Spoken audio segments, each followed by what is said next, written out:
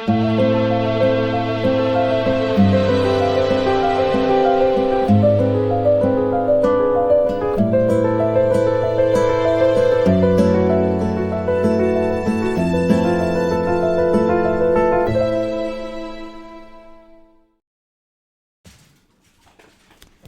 guys, it's Christy. Welcome back to my channel. I know I look a mess, but I am freezing, so I have my super warm sweater on. And I'm still not feeling good. If you saw my community post, ate some chocolate pudding, so maybe that'll stay down. Anyway, I'm here today with a good update, and you know, I always love a good update, a positive update. If you've been following my fugitives that I've covered, Rene Wynn was captured yesterday. Thank God.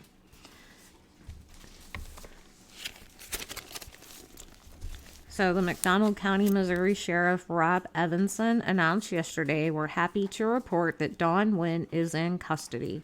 Earlier this afternoon, we were contacted by authorities in Indiana.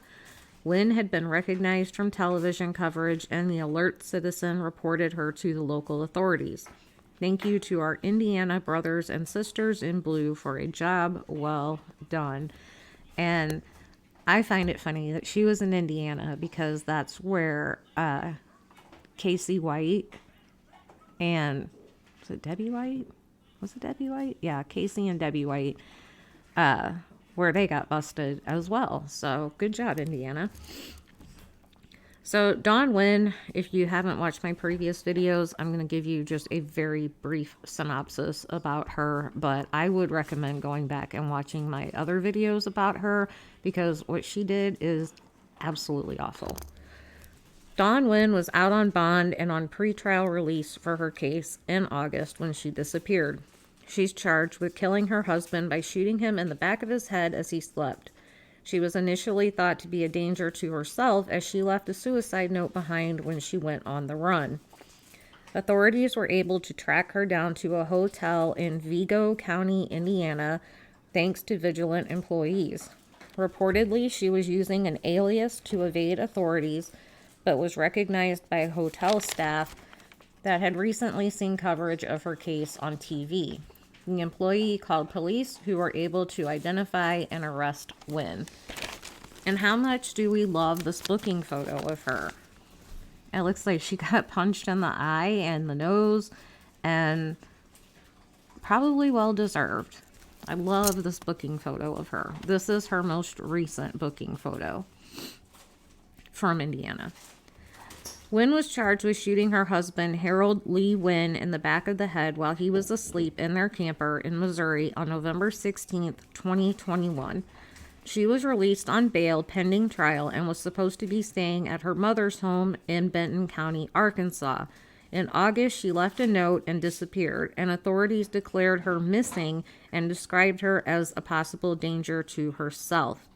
So, if you've watched my previous two videos, if not, go back and watch. The reason that she got let out on bond was because of some ridiculous bond reform law that got passed in Missouri to make it fair for the criminals that couldn't afford bond or something like that. I go into it in really deep detail in the first video because it made me so angry. Her daughter, her whole family begged the court, and the prosecutors did too, don't let her out. They literally said, don't let her out, she will run. And that's exactly what happened. It is ridiculous. I can see this bond reform if you want to use it for certain types of crimes, non-violent offenses, maybe. But if you're charged with murdering your husband by shooting him in the back of the head while he slept, why do you deserve an opportunity to get out on bond? Especially when her own children are telling you, don't do it, she'll run. It's ridiculous, but I'm not going to go into that today. Harold and Dawn's daughter, Savannah, Savannah Wynn, took issue with the official description of her mother as missing, as did I. They had a picture up and it had her information on there and it said missing. And if you remember in my other videos, I took creative liberty and edited and wrote fugitive across from it because that's what she was. If you're out on bond and you disappear, you're not missing, you're a fugitive. Even if you have the idea that you're going to go unalive yourself somewhere, you're still a fugitive, in my opinion. So Savannah Wynn took issue with the official description of her mother as missing. She knew her mother was definitely on the run.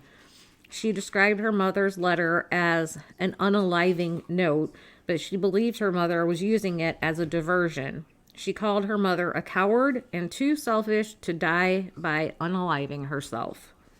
It turns out Dawn Wynn was alive this entire time. Online records show she is currently locked up without bond at the Vigo County Jail. The Terre Haute City Police Department was the arresting agency. Harold Wynn's loved ones are thrilled with the news of Dawn Wynn's capture. Savannah said she needs to pay for what she has done and put us kids through, and that we all, including my dad and his family, deserve justice and closure. Harold Wynn's ex-wife, Melanie Thomas, said she was beyond excited at news of the arrest. She stated, "When Savannah called me earlier to tell me, I was in tears. This is an early heavenly birthday present for Harold, who would have been 52 this coming Saturday. It's time for justice to be served for a man that loved his family and would do anything for anyone. If she were not guilty of killing him, she would have never run. God has answered so many prayers for his children and his family by this capture." And that is honestly poetic justice that she was captured just in time for his birthday. So I'm so happy for his family, his friends, all of his loved ones, that this monster that did this to him is back behind bars. We wish him a very happy heavenly birthday. He definitely has something to celebrate. And the whole country should be celebrating that this awful person is off the streets. Her own daughter was concerned that she could hurt somebody else, potentially them or other family members. It was really scary knowing that somebody like this was just out there on the loose for 2 months. I mean, ridiculous. But thankfully, we haven't heard of any other victims at this point. I hope she didn't harm anybody else while she was out there. And we can all sleep a little better tonight knowing that she is in a cage where she belongs, waiting to be extradited back to Missouri to face the charges of murdering her husband. So this was just a quick little update. Thank you all for being here and listening about this fantastic update. And as always, I will see you all in the next one.